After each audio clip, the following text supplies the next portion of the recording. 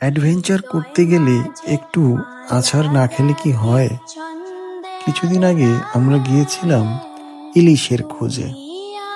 নদীতে প্রচণ্ড ঝড় বৃষ্টি হচ্ছিল সেদিন।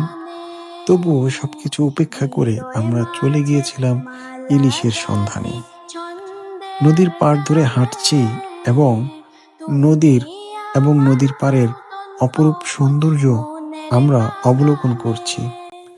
মাঝে মাঝেই পেয়ে যাচ্ছি প্রকৃতির অনন্য সুন্দর ঝর্ণা, কলমি ফুলের সৌন্দর্য এবং নদীতে বেঁধে রাখা নৌকা। সবকিছু মিলে আমাদের সময়টা অত্যন্ত মনোমুগ্ধকর কেটেছে। এভাবে পৌঁছে গেলাম মাছের আড়তের কাছে। নিলামের হাঁকডাক চলছিল, আরও চলছিল মাছ সজ্জা করার কাজ। এগুলো দেখতে দেখতে আমরা কিছু মাছ নিজেরাও কিনে নিলাম। এরপর আবার ফিরতি পথ ধরলাম পানির মধ্য দিয়ে হেঁটে হেঁটে। মাছ নিয়ে বাসায় এসে সে মাছ ভাজা আর ভাত খাওয়ার মাধ্যমে আমাদের যাত্রা পূর্ণতা পেল।